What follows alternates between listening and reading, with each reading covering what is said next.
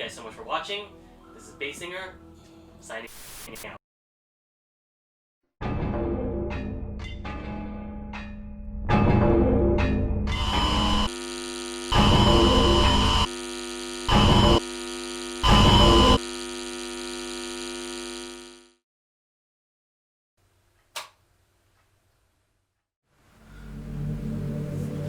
Demonetization, viewership, exploitations, copyright claims.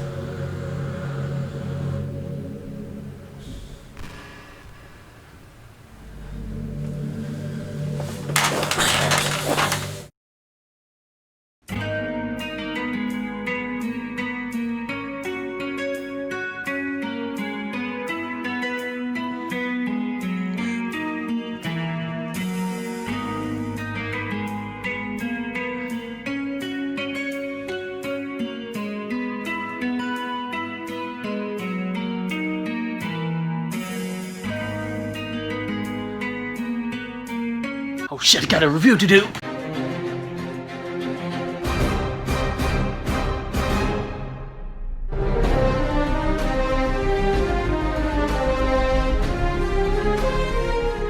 Hey there guys, it's TheBassSinger 313 here, and welcome back to a brand new episode of Compare and Contrast, where we compare two separate games and compete them to see which one's superior. In this week's episode, we're covering the fighting game genre, specifically the 3-on-3 battle system that's present within these two games. Marvel vs. Capcom 3. If you guys want to know an old historic tale of old TheBassSinger through and 3, the first ever video I made happens to be of Marvel vs. Capcom 3, and ever since then, I had a lot of fond memories of it. As for Dragon Ball FighterZ, never watched the anime series at all. With Marvel vs. Capcom, I know Marvel characters and I know Capcom characters. However, if you want me to share a brief history of the Dragon Ball Z universe, that's not my territory. The only thing I know about the show is Team 4-Star. I do apologize for any time I showcase my nostalgia blindness towards Marvel vs. Capcom 3 here. It's been a while since I last played this game, and the last time I played it was quite an experience for me. Regardless of what I may initially think, I'm still going to be critical towards both these games, and I will showcase the differences between both of these fighting game engines. I've also noticed that this is going to be the first time I've actually covered the PC market of the game, because I don't actually own physical copies of this game, hence why there's no introduction where I do showcase the box arts. Before you ask, yes, I did realize I picked them on the Uncharted vs. Tomb Raider episode. Will the legacy of Marvel hold dear to our hearts, or has it been dethroned by the Super Saiyans? This is Ultimate Marvel vs. Capcom 3 vs. Dragon Ball FighterZ.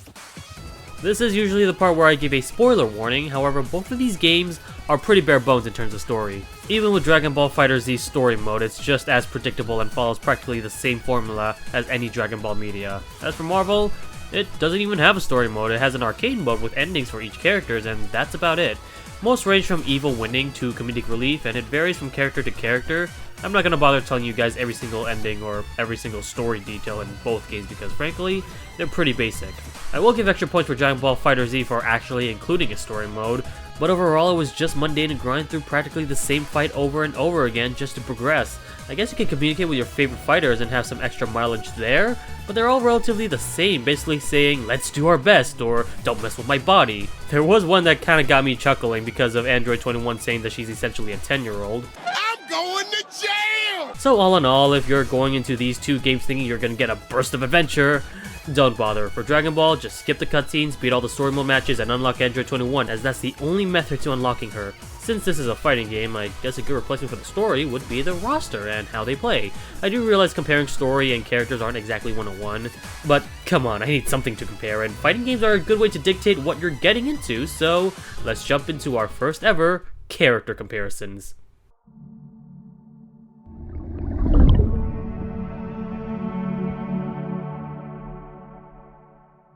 With Marvel vs. Capcom 3, we got a total of 50 characters, 25 on the Marvel side and 25 on the Capcom side. Looking into the roster, I think it does its job competently enough. In terms of balance, I think we got a variety of different archetypes. Beginner-friendly characters such as Ryu and Captain America are there for those who need a little help of getting into the fighting game. Glass cannons such as Phoenix and Akuma are there to dish out hell with a lot of damage at the drawback of their lower vitality. Grapplers and tanks like Hulk and Nemesis, technical characters like Rocket Raccoon and Phoenix Wright, the usual works are there to diversify the cast. In terms of memorability, I gotta say they did a pretty solid job with the Marvel cast. The majority of the characters are recognizable, even with the unpopular characters being very standout with their character design. I can't get enough of MODOK, he looks stupid.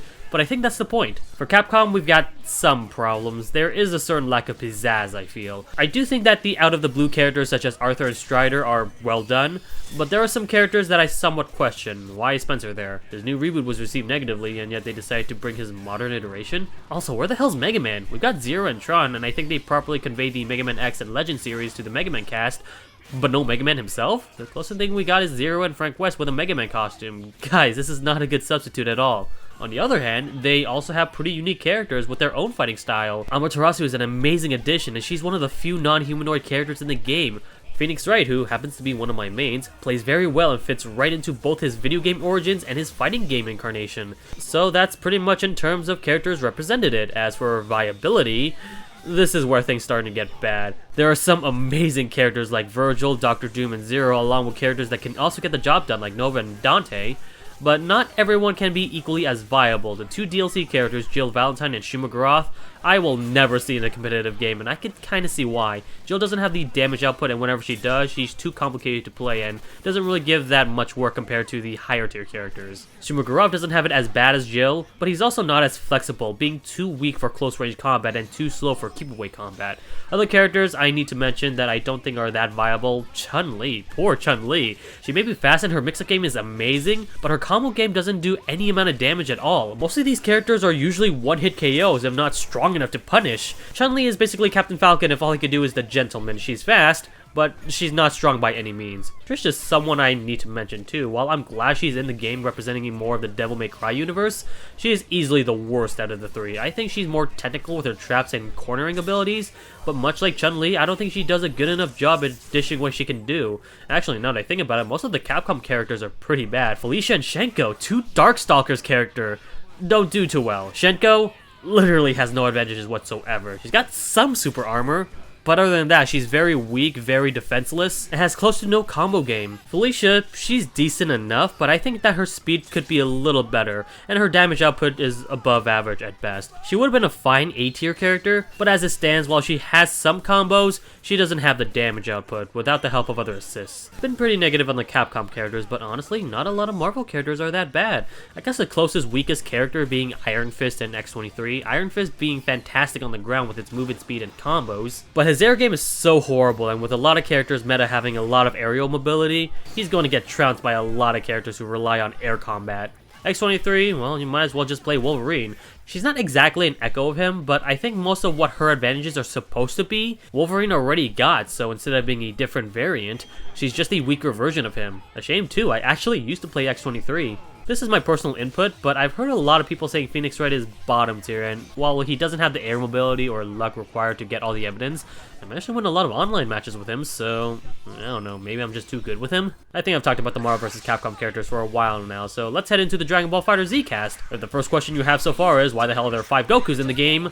Well, you're not the only one who thinks that. Although I will admit, Goku Black and Vegeta play drastically different from all the other Gokus.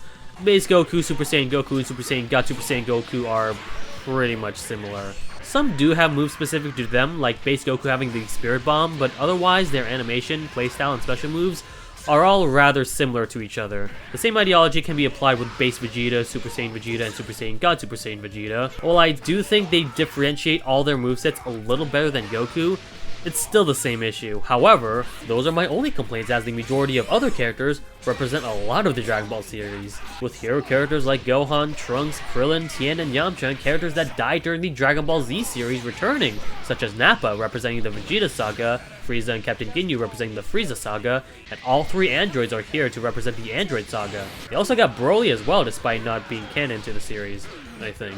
So in terms of variety, a lot of characters are there, and they represent everyone's moveset very well. Now, I heard a lot of complaints about the lack of female characters, as the only 2 so far are Android 18 and Android 21. However, if you really look at the Dragon Ball series as a whole, who else would you include? Chi-Chi maybe? Bulma? Vados? My point I'm trying to say is that the lack of female characters is because the show itself lacks female characters. I can think of a lot of male characters that isn't included that I would love to play as, like Master Roshi or Mr. Satan. So that's all the characters I felt like I need to mention. Now, in terms of balance, that's going to be a tough thing to say. By the time I upload this video, the current patch is version 1.11, so character balance tweaks and even extra characters may be added or changed. So for now, this is what the tier list consists of so far that's worth noting. They're fairly balanced. I think a lot of top tier characters are balanced well enough. Originally, Android 16 was one of those top tier characters, however he got nerfed, but despite that, he's actually pretty viable with the metagame. Characters like Cell, Goku Black, and Adult Gohan are pretty overly represented in the online space, but there are some equally viable characters like Trunks, Android 21, and freaking Yamcha of all people. They may not be as strong, but they still are good enough to fight against them. I'm still surprised. This is probably one of the only times Yamcha has ever done something useful in the Dragon Ball universe. The same can't be said for all those non-viable characters though. Majin Buu is pretty bad. He's a big target, and while he does have some command grabs, unless you're Android 16 or Broly, grapplers tend to be pretty bad in this game. This extends further to Nappa as well. Both of these characters don't dish out enough damage. Even my main character, Android 18, who's not bottom tier by any means, requires a lot of learning and technique with her Android 17 partner in order to make her viable. Although at the very least, she does have one of the most unique assists. Base Goku, there is no reason to play him at all. His power level, easily defined by his placement in the tier list. He has close to no advantages, with his only advantage being waiting out the timer utilizing his Spirit Bomb. He may as well be dead by the time that happens though. Characters like Piccolo and Beerus, who are not bottom tier by any means, require so much training and technique that by the time that you master them, you could have easily mastered the higher tier characters as well, who are very easy to master. And Ginyu, I don't even know what makes him special at all. I imagine him to be a last resort character with his body swap movements, but otherwise he has no combos, no damage output, and isn't one of those fastest characters in the game. So both of these games have their own sets of issues and strengths. While Marvel vs. Capcom has more characters to choose from representing a decent cast of characters, Dragon Ball FighterZ is a lot more balanced, I feel. The top tier characters don't outright feel broken,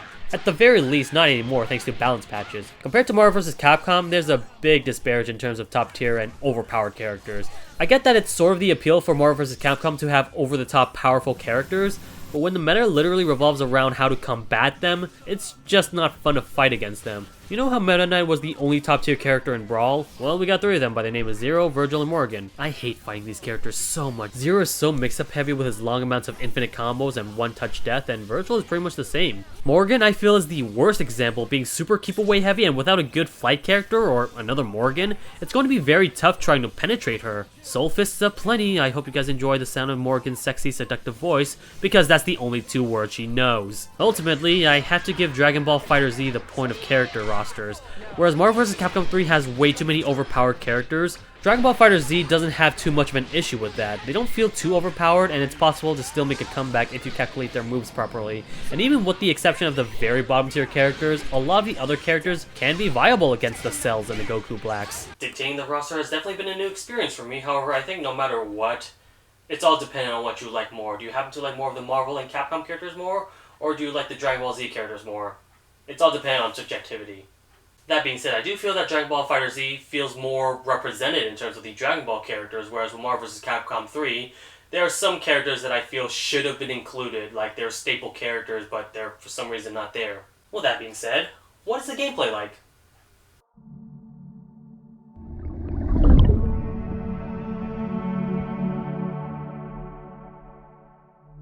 Both Ultimate Marvel vs. Capcom 3 and Dragon Ball FighterZ is a 3-on-3 fighting game with assists and a variety of different special moves, though Dragon Ball FighterZ with its new update allows the option for 2v2 or 1v1 combat.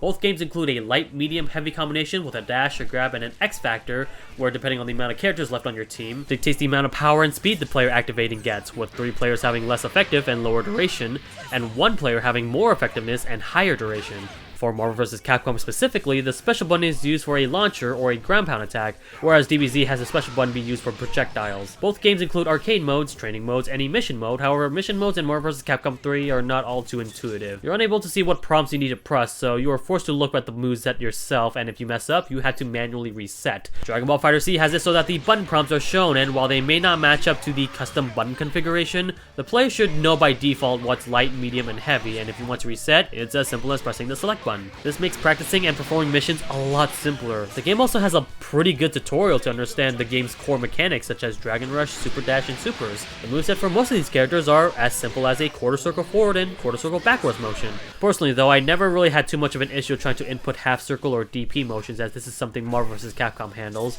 but I am perfectly fine with Dragon Ball simplifying the button inputs, as that means more beginner-friendly characters can utilize them very well. Speaking of which, Dragon Ball FighterZ also includes auto combos, and while this may make some pro players players think the game is dumbed down, these auto combos are purely there for two reasons: a quick and easy way to do small amounts of damage, and to summon Shenron with the Dragon Balls. Don't let this auto combo mechanic make you think this is a way for an easy win. Doing a lot more complicated and longer combos with the use of assists will deal the most amount of damage. Marvel vs. Capcom also has auto combos if the player decides to pick simple mode, but I don't recommend doing this unless both players are casual players. Simple mode completely removes a lot of moves such as level 3s, some supers, and some specials. The way Dragon Ball Z implements a simple option is justified since it doesn't hinder advanced play at all. Last thing I will note is the online feature, which unfortunately I wasn't able to get footage for Marvel vs. Capcom. I think no one is playing this game on PC, so I'm unable to test it out. I can only recall from experiences back in the Xbox 360 era, and from what I remember, it works okay. I got used to the lag back then, so for me it wasn't too horrible. However, I won't deny a lot of people had some issues with the online infrastructure, especially those who play on the PlayStation 3 version. I heard that the PlayStation 4 and Xbox One ports got better, so maybe it's improved? But like I said, I can't say for certain since I'm unable to find a match. Meanwhile, since Dragon Ball FighterZ is relatively a recent game, I was able to gather some online footage and it feels fantastic. The lag is displayed on the top corner, so you know exactly how much lag there is. I've only gotten 2 frames of lag for the most part, and so far it feels a lot more smoother than what I remember from Marvel vs. Capcom 3. So while both of these games have similar attributes, I think Dragon Ball Z made it work slightly more. Now, all in all, it depends on your preference, I will fully admit. I actually like the way Marvel vs. Capcom 3 handles its characters, but I do think Dragon Ball Z is a more intuitive game for beginner players, and with enough practice, I'll probably get used to the handle for DBZ as well. So Dragon Ball wins. That's very unfortunate. That's already 2-0, oh my goodness. But regardless of what I just said right there, I like to stress out that Ultimate Marvel vs. Capcom 3 can still be enjoyed in its own way, if not more so than Dragon Ball FighterZ. Most of my thought process so far has been relatively objective based. However, if I had to give my own opinion into what I think is better, honestly, I just have a huge bias towards Marvel vs. Capcom 3 that it easily wins no matter what. I have the nostalgia for it, I have the experience for it, I'm relatively better at Marvel vs. Capcom compared to Dragon Ball FighterZ, so yeah, like if I have to say like what I like more personally, it's Marvel vs. Capcom 3. But before we end this video, we need to talk about the presentation. Can Marvel at least get 1 point before ending this video? Objectively, of course.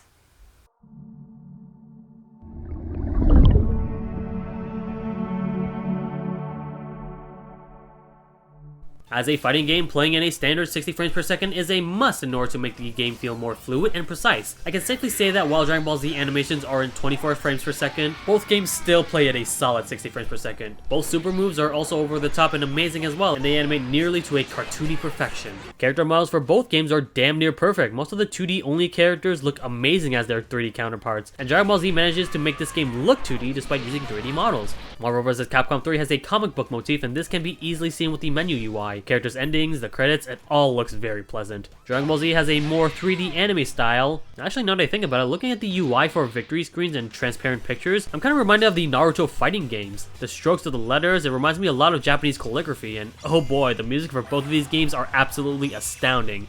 Are there some stinkers? Probably. I'm not too much of a fan of Frank West's theme, and the final boss theme for Dragon Ball FighterZ, which is supposed to sound epic, kind of feels a little bit too bland for me. Other than those two, every soundtrack hits very well. Even with characters that I don't use too much, like Nova, Rocket Raccoon, Hit, and Captain Ginyu, these characters are overall my absolute favorite.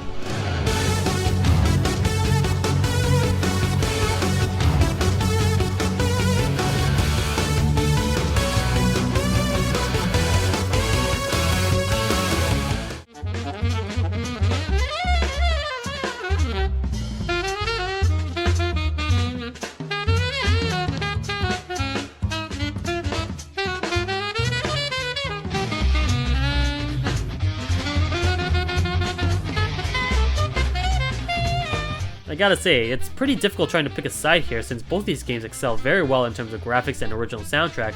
So I'm going to give both these a tie, and hey, at least Marvel vs. Capcom didn't get completely decimated. Please don't kill me, Marvel fans. And that's going to be it for today's episode of Compare and Contrast. If you guys enjoyed this video, well, I hope you guys enjoyed, because I'm going to be frank with you guys, I'm not sure if I can make any more of these episodes. I will state once again that if you guys like the series, then liking this video is easily a good indication that this series is doing a very good job of doing what it's doing. However, in terms of viewership and monetization, it's not looking so well. These first 7 episodes I've already pre-recorded and pre-scripted before the first episode actually started, which was Devil May Cry vs. Metal Gear Rising: Revengeance. So I've already been prepared for, at the very least, the 7 episodes I plan on making from the very start. And this just happens to be the last episode that I've made beforehand. Now, I still have a lot of ideas as to what I want to make. There are some episodes I definitely want to try out. In fact, considering how Smash Bros. Ultimate is coming out soon, I do plan on making a Super Smash Bros. Melee versus Smash Bros. For Wii U episode eventually. But I'm just gonna say this straight up, is the viewership from this for the series, while the first 2 have actually exceeded my expectation, going over what I originally thought was gonna be around 100 views. You guys have managed to make it around 300 views. And while that may not look a lot, especially considering how the subscriber base that I have currently is way more than the amount of views that I get, I found that very exhilarating, the fact that people are enjoying this, and I want to make more of that. But that being said, after around the Call of Duty episode, the views have been pretty much dropped drastically to not even being able to get to the triple digits. Those are games that I still definitely wanted to cover, but I'm not sure whether or not if those videos were any all good or not, or if they're just games that not a whole lot of people recognize that I could probably make a living out of or anything. And that's kind of the main thing I wanted to do when it comes to the Compare Contrast series. Not only do I want to make something that I feel is worthwhile and more effort that I did for any other video that I make, but I definitely want to eventually make this YouTube thing as a full-time career. And just, just have fun while doing something I absolutely love doing. That being said, of course, okay, I need to stress this right now before anyone says anything. I'm not going to cancel the Compare Contrast episodes outright. I'm just going to kind of put it on a hiatus, not exactly, because, like I said, I still got some ideas, and I definitely do plan on doing more so. However, don't expect them to regularly appear, every Wednesdays at 5 o'clock. In fact, now that I think about it, I don't even know if 5 o'clock publishing time is an appropriate day for me to upload it, because, well, it's on a Wednesday, which is a school day. 5 o'clock, I'm not sure if people are busy doing their own stuff. Maybe I should probably upload this more on Saturdays or something. If you guys expect another Compare and Contrast episode, I'm probably going to do it on Saturday. But yeah, I think that's... I'm not sure if there's anything else I need to state outright or anything, but I do want this thing to flourish, the series. I have so many ideas. It's very important for you guys to spread the word about this series so that I can actually do it, because this is not easy work at all. I have to do a lot of researching. I have to do a lot of scripting. Recording some of the footage also takes a while too, depending on the game. Sometimes it can be up to 7 hours per game. Or it can be very simple, like a fighting game where I could just play several matches and make a commentary out of that, look at the roster. Yeah, I think in terms of fighting games, that are probably the easiest in order to develop, I will admit. But games that are very long, there was this one episode I plan on making that I'm not even sure if I could even be willing to do so, because both these games are huge sandbox games. I'm not gonna state it right immediately. I think I might have hinted it around it on Twitter. But that's all I'm gonna say. Yeah. This is Compare and Contrast, ladies and gentlemen, and like I said, it's very important for you guys to recognize that I want to see results done. And I don't want to sound all greedy, because like I said, even if you dislike this video, that's where the comments, critiques, and feedbacks are for, because any and all comments are very much appreciated no matter what, even if they're negative, because I always want to see my work improve and see if they could be any better than they've already had.